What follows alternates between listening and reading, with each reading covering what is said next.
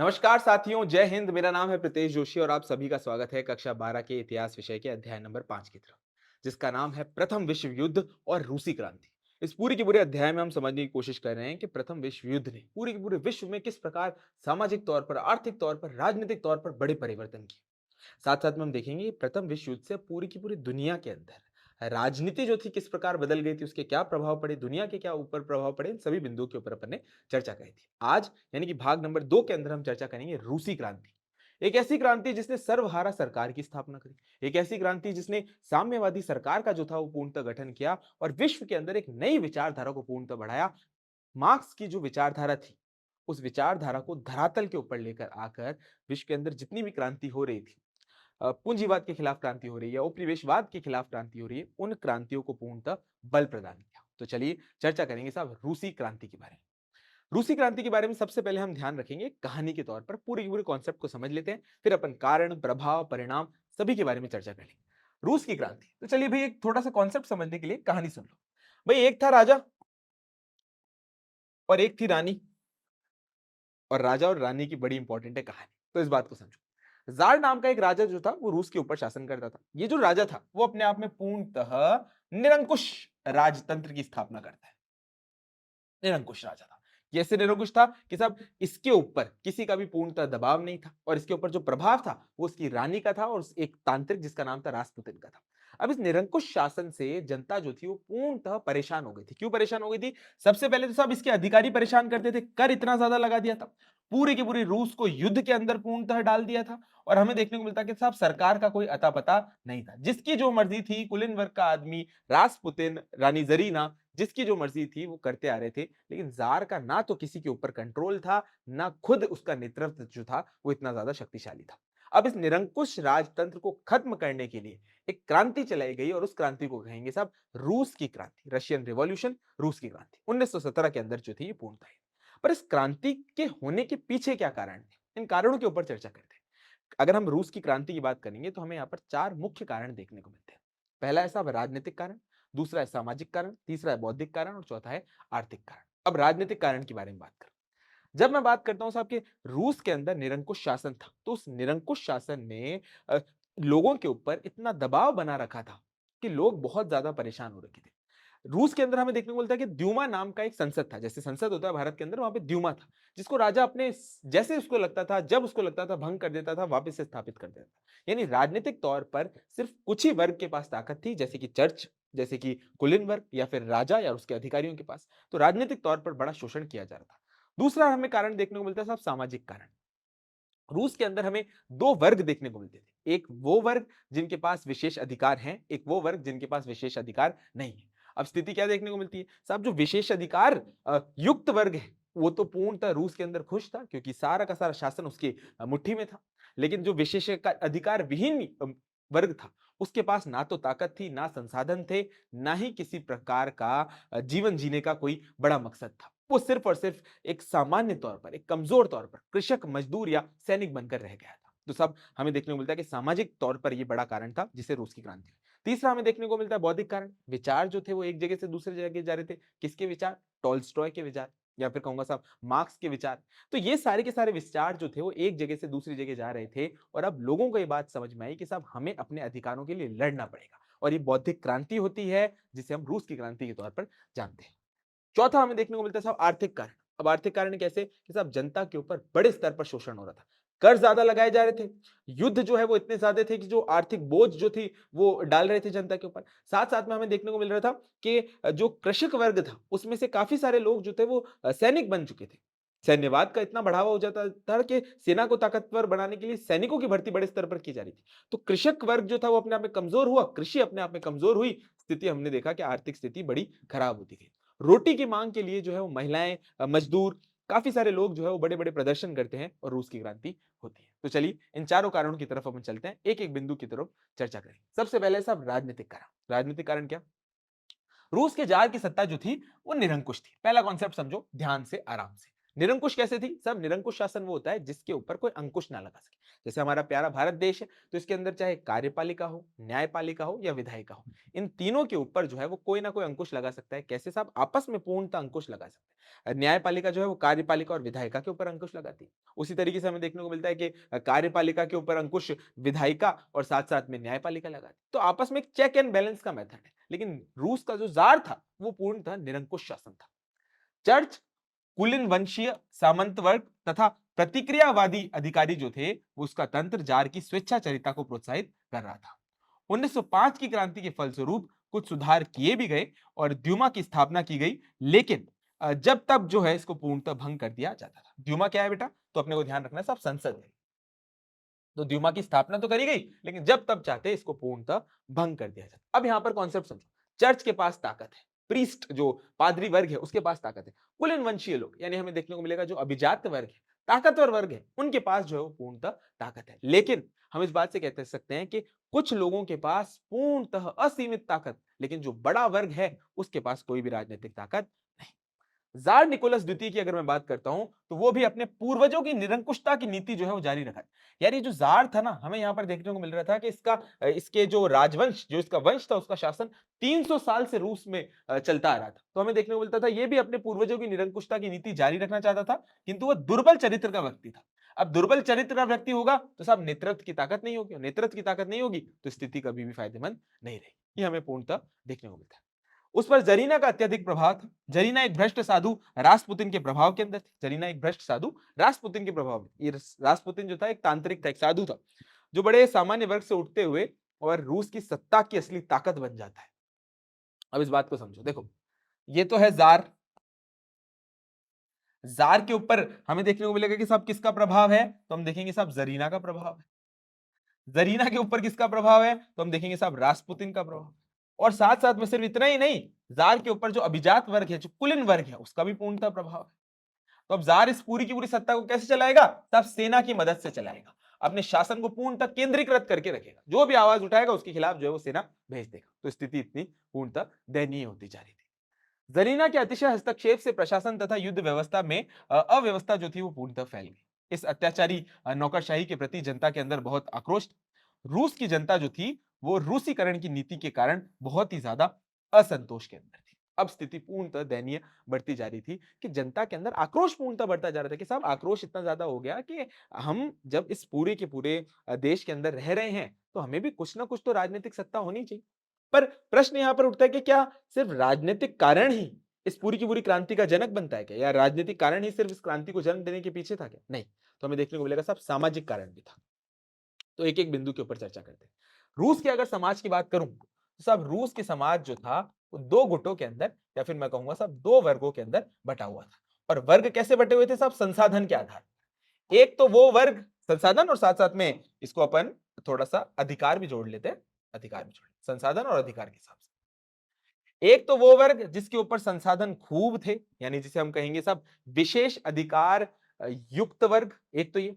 दूसरा वर्ग हमें देखने को मिलेगा जिसके पास संसाधन बिल्कुल भी नहीं है, यानी कि वो बन जाएगा साहब विशेष अधिकारी, विशेष वो बन जाएगा साहब विशेष अधिकारी विहीन वर्ग।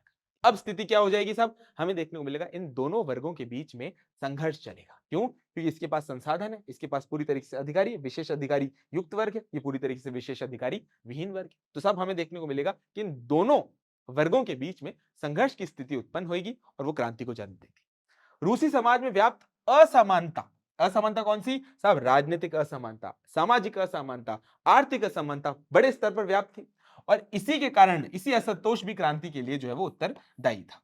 विशेष अधिकारी युक्त समाज और विशेष अधिकारी विहीन समाज। अब अपन पहले की तरफ चर्चा करते हैं साहब विशेष अधिकारी युक्त वर्ग। ये वर्ग कौन सा होगा? तो आप बोलोगे साहब चर्च वाला वर्ग। ये वर्ग जो कुलीन वर्ग है, अभिजात वर्ग है, अधिकारी वर्ग है, राजा के और उसके खास लोगों का वर्ग है, जिसके अंदर राज परिवार के सदस्य यानी जार के तो भाई भतीजे, साथ साथ में कुलीन वर्ग, अभिजात वर्ग, ताकतवर वर्ग, और साथ साथ में राज्य के जो अधिकारी थे वो पूर्णतः इस विशेष अधिकारी युक्त वर्ग के अंदर थे। अब सुनो भाई, सारे के सारे जो संसाधन हैं वो किसके पास है? तो आप बोलोगे साहब इस वर्ग के पास है।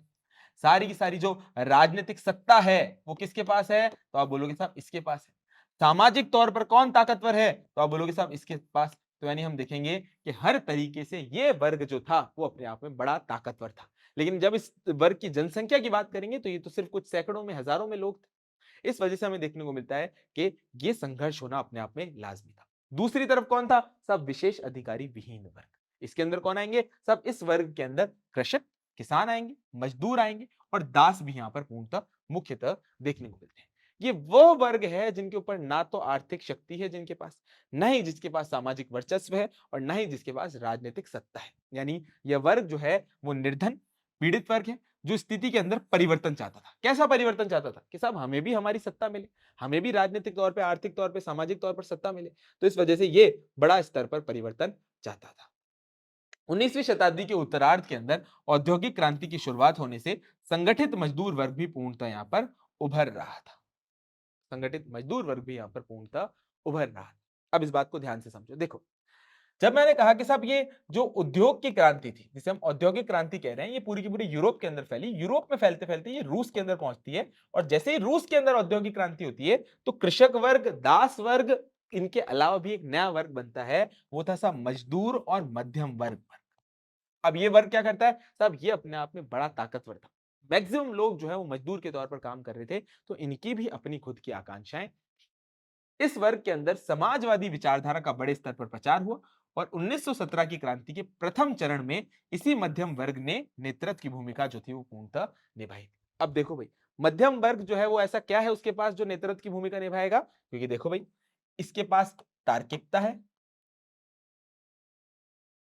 इसके पास शिक्षा है, पढ़ा लिखा वर्ग है, जनसंख्या के हिसाब से बहुत ज्यादा है, तो आप सोच समझ है तो अपने आप में पूर्णतः राजनीतिक तौर पर क्षमता है। इस वजह से हमें देखने को मिलेगा कि मध्यम वर्ग जो है वो नेतृत्व करता है और सारी की सारी क्रांति, मैं सिर्फ रूस की क्रांति की बात नहीं करूंगा, दुनिया के अंदर जितनी भी क्रांति हुई उसके अंदर मध्यम वर्ग का बड़े स्तर पर योगदान हमें देखने को मिलता है। एक तिहाई किसान जो थे वो भूमिहीन थे। अब भाई किसान के लिए भूमि से ज्यादा तो कोई बड़ी चीज होती नहीं। किसान जो थे वो भूमिहीन थे, उनको जागीरदारों के शोषण का शिकार होना पड़ता था। सारांश था, समाज का संपूर्ण विशेषाधिकार विहीन वर्ग जो था वो शीघ्र एक बड़े परिवर्तन का पक्षधर था। सब चाहते थे कि साहब एक परिवर्तन जो है वो पूर्णतः होना चाहिए और इस निरंकुश शासन को पूर्णतः खत्म करने की बातें यहां पर चल रही थी, स्थिति पूर्णतः चल रही थी। नेक्स्ट हम रीजन की तरफ चर्चा करेंगे, वो साहब बौद्धिक कारण। कि साहब ये जो परिवर्तन की बात कर रही थी, ये परिवर्तन होना क्यों चाहिए? क्योंकि आप सोचो कि भाई अगर क्रांति के लिए सब लोग इकट्ठे हो जाएंगे, उनको यही नहीं पता कि क्या करना है, तो फिर समझ ही नहीं आएगा। यानी एक विचारधारा पूर्णतः होनी चाहिए, विचारधारा के प्रति लोगों का सकारात्मक तौर पर रवैया होना चाहिए। यानी एक बौद्धिक जन जागरण की मांग हो रही थी और इस बौद्धिक जन जागरण के लिए विचार और विचारक जरूरी थे। तो चलिए समझने की कोशिश करते हैं बौद्धिक कारण। 19वीं शताब्दी के अंदर रूस पर पश्चिमी उदारवादी व क्रांतिकारी विचारों का प्रभाव पड़ा। टॉल्स्टॉय, तुर्गनेव, साथ साथ में दोस्तोवस्की और साथ साथ में गार्गी जो थे, इनके साहित्य ने रूस की शिक्षित जनता को बड़ा प्रभावित किया। क्योंकि साहब शिक्षित जनता के पास ताकत है कि विचार का आदान प्रदान कर पाए। क्योंकि जो कृषक वर्ग है या फिर पढ़ा लिखा वर्ग नहीं है, उनमें से कुछ वर्ग अगर पढ़ा लिखा नहीं है तो वो विचारों को पूर्णतः नहीं समझ पाएंगे। निहिलिस्ट आंदोलन भी पूर्णतः परिवर्तनवादी थे और ये जो निहिलिस्ट थे वो क्या चाहते थे? वो चाहते थे कि साहब जो समाज है उसकी संरचना वापस से हो, शुरुआत से वापस से समाज को पूर्णतः बनाए। यानी हमें देखने को मिलेगा कि साहब वे नए सिरे से समाज की रचना चाहते थे। अराजकतावाद, शून्यवाद तथा साम्यवादी विचारधाराओं के प्रभाव में 1917 की राजनीतिक क्रांति से पूर्व एक बौद्धिक क्रांति अथवा पृष्ठभूमि जो थी वो पूर्णतः तैयार की गई थी। एक बौद्धिक क्रांति यानी पृष्ठभूमि जो है वो पूर्णतः तैयार की गई थी। अब स्थिति हमें यहाँ पर एक बड़े स्तर पर देखने को मिलती है कि परिवर्तन की मांग आ रही थी और समाज को पूर्णतः बदलने की मांग हो रही थी। पर ये सारे के सारे जो कारण थे, ये तात्कालिक कारण नहीं थे। यानी ये दबाव पूर्णतः बना रहे थे, लोगों का मनोबल पूर्णतः ये बढ़ा रहे थे कि साहब आपके साथ ऐसा हो रहा है, वैसा हो रहा है, हमें ये करना चाहिए, पर ये तात्कालिक कारण नहीं थे। और तात्कालिक कारण था कौन सा? तो वो था साहब आर्थिक कारण। इसके बारे में थोड़ी सी चर्चा करते हैं, कॉन्सेप्ट समझो भाई। देखो, सबसे पहले तो ये था कि सब युद्ध के अंदर रूस इतना ज्यादा बढ़ गया था कि युद्ध की वजह से रूस की आर्थिक स्थिति पूर्णतः दयनीय होती जा रही थी। एक बात। दूसरी बात, हमें देखने को मिल रहा था कि जो कृषक वर्ग था, उस कृषक वर्ग से अब लोग जो है वो पूर्णतः सेना के अंदर जा रहे थे। इस वजह से क्या हुआ? इस वजह से जो कृषि थी वो अपने आप में पूर्णतः कमजोर होती जा रही थी। अब कृषि अपने आप में कमजोर होगी तो हम देखेंगे साहब आर्थिक स्थिति अपने आप में दयनीय होती जाएगी। अब स्थिति क्या हुई कि सब कृषक वर्ग सेना में जा रहा है, कृषि की स्थिति दयनीय होती जा रही है और साथ साथ में जो राजा है उसका शासन तंत्र पूर्णतः कमजोर है, तो आर्थिक नई स्थितियां जो है वो पूर्णतः नहीं बढ़ती जा रही। लोग रोटी की मांग जो है वो पूर्णतः कर रहे हैं, इतनी स्थिति दयनीय हो गई कि साहब रोटी की मांग पूर्णतः कर रहे हैं। हम यहाँ पर स्थिति ये भी देखेंगे कि जो मजदूर वर्ग था उसको पता था कि साहब हमारे संसाधन तो सिर्फ और सिर्फ कुलीन वर्ग के पास जाने हैं, तो क्या मतलब ऐसा काम करने का। यानी देश के प्रति, राष्ट्र के प्रति जो रवैया होना चाहिए, राष्ट्र तो पूर्णतः कमजोर हो चुका था, इस वजह से मजदूर वर्ग भी अपने आप में कमजोर था। तो कह सकते हैं कि आर्थिक स्थिति अपने आप में पूर्णतः दयनीय थी। रूस की क्रांति का तात्कालिक कारण आर्थिक विस्फोट था। रूस उत्साहपूर्वक युद्ध के अंदर सम्मिलित हुआ और 1.5 करोड़ सैनिकों को युद्ध हेतु यहां पर पूर्णतः संगठित किया गया। 1.5 करोड़ सैनिकों को पूर्णतः संगठित किया। अब ये 1.5 करोड़ लोग कहां से आए? तब सैनिकों को पर्याप्त के अंदर पर्याप्त युद्ध सामग्री नहीं मिल रही थी, इसलिए उनके अंदर असंतोष की भावना थी। अब सैनिक है तो कम से कम साहब उनको युद्ध लड़ने के लिए चीजें तो चाहिए। क्या चीजें चाहिए? अस्त्र चाहिए, शस्त्र चाहिए, भोजन चाहिए। तो वो चीजें तो मिल नहीं रही थी। और इस बात को ध्यान से रखो, ये जो पूरा का पूरा रूस का जो राजा था वो अपने आप में सब सेना से चलाता था पूरी की पूरी सत्ता। अगर कोई भी काम करता गलत तो सेना को पूर्णतः भेज देता। अब सेना जो उसका मुख्य धड़ा थी, प्रशासन के अंदर इतना बड़ा योगदान था, वो भी अराजकता की रास्ते पर पूर्णतः चलने वाली। तो स्थिति ये हुई कि सब पर्याप्त युद्ध सामग्री नहीं थी, तो उनके अंदर भी असंतोष का भाव बढ़ रहा था। भर्ती होने से कृषि हमें देखने को मिलता है उत्पादन के अंदर गिरावट बढ़ रही थी, क्योंकि सैनिक युवा जो थे वो किसान व मजदूर थे और खाद्यान्न का संकट जो है पूर्णतः उत्पन्न हो रहा था। सब कृषि की स्थिति दयनीय हो रही थी कि जो किसान थे वो तो सैनिक बन गए, मजदूर थे वो तो सैनिक बन गए। अब सब इतने सारे लोग सैनिक बन गए तो फिर क्या करेंगे? देखेंगे साहब की स्थिति अपने आप में दयनीय हो, यानी आर्थिक स्थिति ऐसी। 1916-17 के अंदर जो अकाल की स्थिति पैदा हुई, उस स्थिति के अंदर और ज्यादा अधिक विस्फोटक बना दिया। युद्ध के मोर्चों पर लगातार पराजय एवं सैनिकों को बड़ी संख्या में खोने से जनता सरकार के विरुद्ध क्रोध बढ़ता ही जा रहा था। पूर्णतः स्थिति हमें देखने को मिल रही थी, क्रोध जो है वो बढ़ता ही जा रहा था। रूस की इस विस्फोटक आर्थिक स्थिति ने क्रांति को अवश्यंभावी भी बना दिया और प्रशासन का मुख्य आधार जो था वो सेना होती थी, किंतु उसके अंदर भी अराजकता व असंतोष की स्थिति जो थी वो पूर्णतः बढ़ती गई और उसके पास अस्त्रों, शस्त्रों और भोजन पूर्णतः इसका अभाव। अस्त्रों, शस्त्रों और भोजन इसका पूर्णतः यहाँ पर अभाव था। यानी इस रूस की स्थिति दयनीय होती जा रही थी। दिन ब दिन रूस की आर्थिक स्थिति पूर्णतः दयनीय होती जा रही थी और सेना जो कि इंपॉर्टेंट थी वो भी अपने आप में अब अराजकता की तरफ जा रही थी, क्योंकि साहब उनके पास भी ना शस्त्र थे, ना ही अस्त्र थे, ना ही भोजन थे, ना वस्त्र थे। चलिए अब अपन आर्थिक कारण के आगे बढ़ते हैं कि साहब कारणों के बारे में तो चर्चा हो ही गई। अब अपन चर्चा करते हैं और बात करते हैं क्रांति की प्रगति के बारे में कि साहब ये जो क्रांति थी इसकी प्रगति कैसे हुई, इसकी शुरुआत कैसे हुई। तो क्रांति की शुरुआत अपने आप में बड़ी इंटरेस्टिंग है। हमें देखने को मिल रहा था कि आर्थिक स्थिति इतनी दयनीय हो गई थी, अकाल ने इतना ज्यादा कमजोर कर दिया था, कृषि की स्थिति इतनी दयनीय हो गई थी कि रोटी की मांग के लिए अब लोग जो थे वो सड़कों पर उतर आए थे। क्रांति की शुरुआत हमें देखने को मिलती है रोटी की मांग से हुई। 8 मार्च को सेंट पीटर्सबर्ग अथवा पेट्रोग्राड के अंदर कपड़ों के कारखानों में काम करने वाली स्त्रियों ने हड़ताल को और रोटी की मांग जो है हड़ताल कर दी और साथ साथ में रोटी की मांग जो है वो पूर्णतः कर दी। चारों ओर से जो हमें रोटी की मांग जो है वो पूर्णतः देखने को मिल रही थी। 80 से 90 हजार मजदूर के साथ जो है वो जनता जागृत हो गई थी। 11 मार्च को जार ने हड़तालियों को वापस काम पर जाने का आदेश दिया और साथ साथ में द्यूमा को पूर्णतः भंग कर दिया। साथ साथ में द्यूमा को पूर्णतः भंग कर दिया। द्युमा को पूर्णतः यहाँ पर भंग कर दिया। तो आप सोच रहे हो कि साहब स्थिति कितनी खतरनाक होती जाती है कि साहब द्युमा जिसको 1905 के अंदर तो बनाया, जार ने यहाँ पर पूर्णतः बंद कर दिया, क्योंकि उसको डर था कि साहब हड़तालें कितनी बढ़ती जा रही। जार की सबसे बड़ी और विश्वस्त सैनिक टुकड़ी थी प्रो ब्रांचिस, उसकी रेजिमेंट ने भी यहाँ पर पूर्णतः विद्रोह कर दिया। जार जो था वो पूर्णतः सैन्यवाद से ग्रसित था, उसको पता था कि साहब सेना जब तक मेरे कंट्रोल में है कोई मुझे कुछ भी नहीं कर सकता। लेकिन स्थिति क्या हुई कि साहब जो उसकी सबसे विश्वसनीय सैनिक टुकड़ी थी उसके अंदर भी अराजकता पूर्णतः बढ़ चुकी थी, असंतोष पूर्णतः बढ़ चुका था, इसलिए उसने भी यहाँ पर विद्रोह कर दिया। 14 मार्च को द्यूमा के उदारवादी नेता ल्योव ने पेट्रोग्राड के अंदर हमें देखने को मिलता है कि सोवियत समझौता करके अस्थायी सरकार जो थी वो पूर्णतः बना दी। अब पहली बार अस्थायी सरकार का यहाँ पर गठन हो गया। ये अस्थायी सरकार कौन सी है? ये अस्थायी सरकार उदारवादी, इस पे थोड़ा सा पश्चिमी प्रभाव जरूर हमें देखने को मिल रहा है। निकोलस द्वितीय ने सिंहासन जो पूर्णतः त्याग दिया।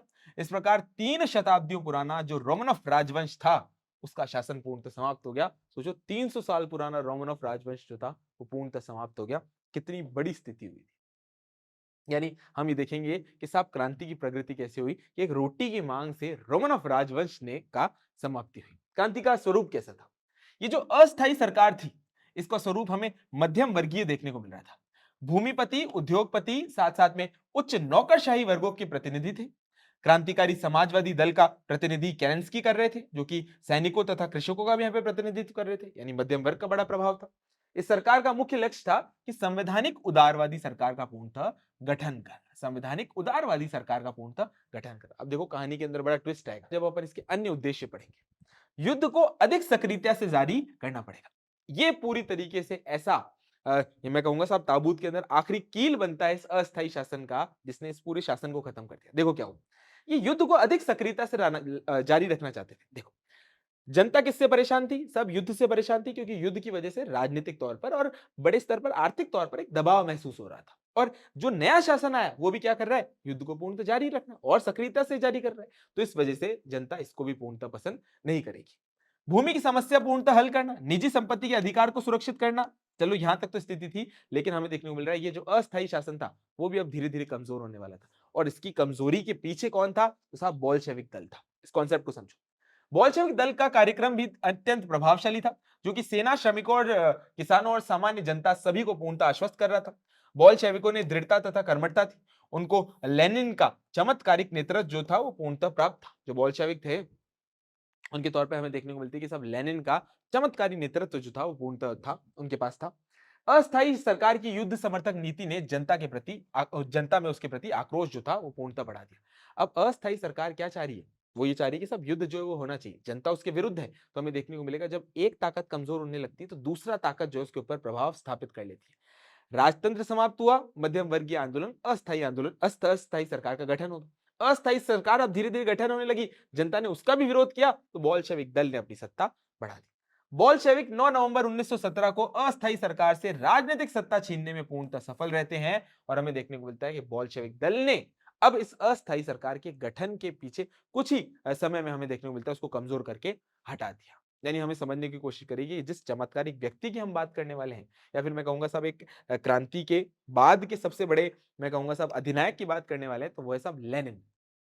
अब लेनिन के बारे में अलग अलग बातें, जो साम्यवादी विचारधारा के लोग हैं उसको बड़ा अच्छा मानेंगे, पूंजीवादी विचारधारा के लोग जो है उसको गलत मानेंगे। साहब वो तो एक तरीके के डिक्टेटर आदमी था। तो चलिए समझने की कोशिश करते हैं लेनिन और बोल्शेविक क्रांति के बारे में। बोल्शेविक क्रांति की सफलता, बोल्शेविक सरकार की दृढ़ स्थापना लेनिन की महान उपलब्धि थी। मार्क्सवादी सिद्धांतों की व्यवहारिक रूप देकर महान साम्यवादी प्रयोग किया गया और विश्व के सर्वहारा वर्ग को एक नई आशा से पूर्णतः प्रेरित किया गया। सर्वहारा वर्ग को एक नई आशा से यहां पर पूर्णतः प्रेरित किया गया। हमें देखने को मिलता है कि वह मार्क्स की विचारधारा से इससे अत्यधिक प्रभावित था। वह उग्र परिवर्तनवादी था और सोवियतों को शक्तिशाली बनाने का नारा दिया। बोल्शेविक दल जो था वो प्रभावशाली कार्यक्रम भी पूर्णतः घोषित करता है। अब स्थिति क्या हुई साहब?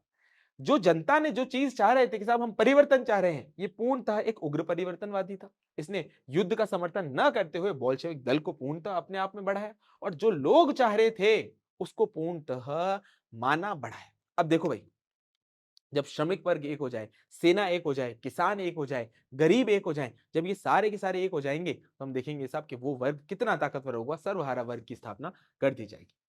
युद्ध को बंद करना, भूमि क्रियाएं साथ साथ में भूमि क्रियाओं को कारखाने मजदूरों को और सारी हमें देखने को मिलता है कि शक्तियों को सोवियतों को देना।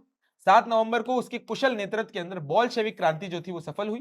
क्रांति की सफलता के लिए वह युद्ध समाप्त करना आवश्यक समझता था। क्रांति की सफलता के लिए युद्ध समाप्त करना वह आवश्यक समझता था। इसलिए उसने जर्मनी के साथ ब्रेस्ट लिस्टोवस्त की संधि जो थी वो की। यानी नवीन आर्थिक स्थिति के द्वारा उसने रूस की नष्ट प्राय आर्थिक दशा को जो है वो पुनर्निर्माण करने की यहां पर कोशिश करी। उसने पूर्णतः यहां पर बढ़ावा दिया।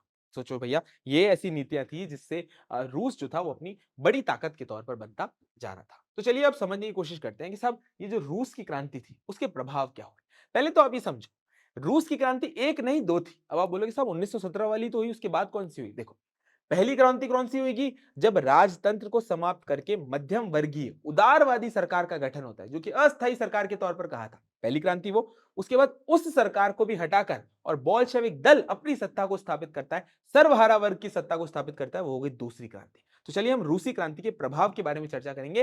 प्रभाव इन दोनों क्रांतियों के परिवेश में हम देखेंगे और साथ साथ में हम चर्चा करेंगे कि रूस की क्रांति का प्रभाव रूस पर कैसा पड़ा और रूस की क्रांति का प्रभाव विश्व पर कैसे पड़ा। इन दोनों बिंदुओं के ऊपर चर्चा करेंगे। 1917 के अंदर रूस की दो क्रांतियां हुई। पहली है साहब मार्च की क्रांति। जिसके अंदर जार निरंकुश शासन के स्थान पर पश्चिमी प्रारूप के प्रजातंत्र की स्थापना करी, जो कि उदारवादी सिद्धांतों पर पूर्णतः आधारित था। उदारवादी सिद्धांतों पर पूर्णतः आधारित था।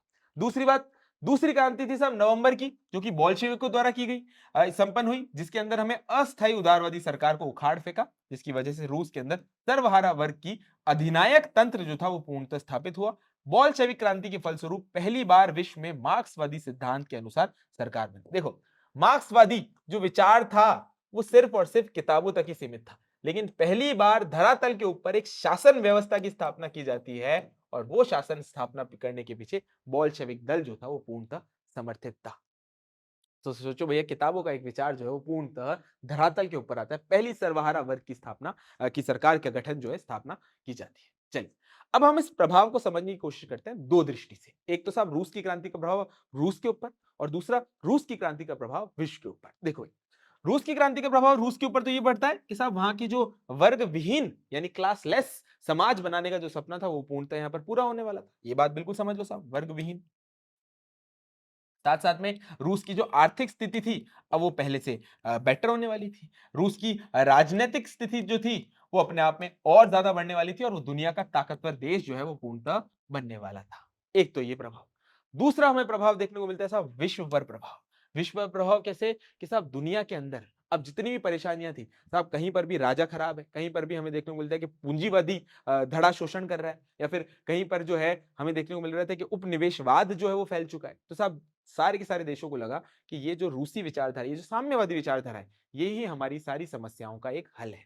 अब विश्व के अंदर काफी सारी ऐसी क्रांतियां होंगी जिसका रूस पूर्णतः समर्थन करेगा। ये हमें देखने को मिलता है विश्व के ऊपर प्रभाव। तो चलो इन दोनों बिंदुओं के ऊपर एक एक चर्चा करते हैं। सबसे पहले हम चर्चा करेंगे रूस की क्रांति के प्रभाव किसके ऊपर, सब रूस के संदर्भ। इस बात को ध्यान रखो। रूस की क्रांति की प्रथम महत्वपूर्ण उपलब्धि थी वो थी साहब रूस के अंदर निरंकुश शासन की समाप्ति।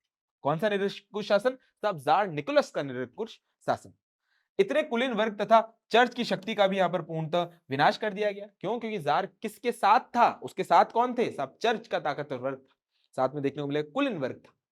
क्रांति के परिणाम स्वरूप रूस के अंदर शोषित वर्ग की तानाशाही जो थी वो स्थापित हो गई।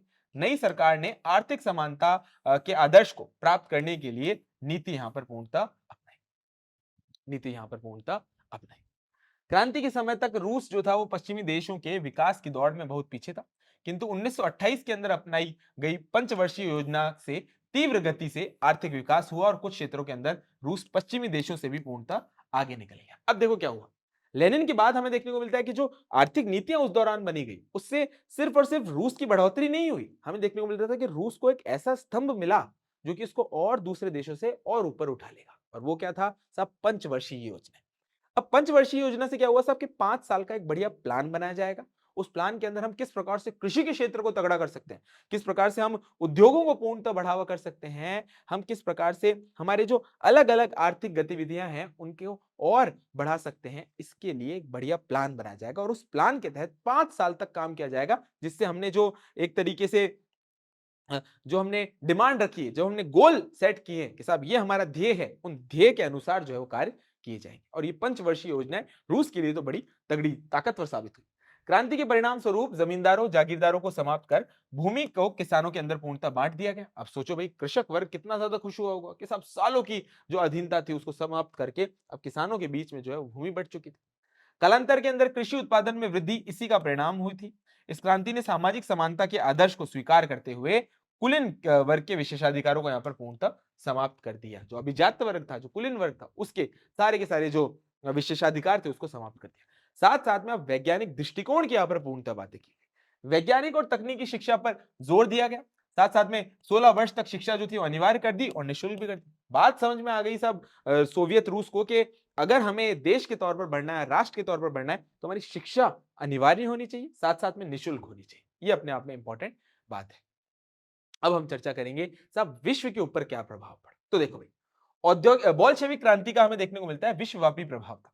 रूस के साम्यवादी की सफलता से मार्क्स के सिद्धांतों को यथार्थ रूप देने में विश्व भर के जो पीड़ितों और शोषितों को जो है वो उत्साह और आशा की लहर जो थी वो पूर्णतः दौड़ गई। अब देखो भाई, विश्व के अंदर कहीं पर भी अगर शोषण हो रहा है तो सबको समझ में आएगा कि साहब जैसे रूस ने किया, राजतंत्र को खत्म किया, वैसे ही हम इस उपनिवेशवाद को खत्म कर सकते हैं।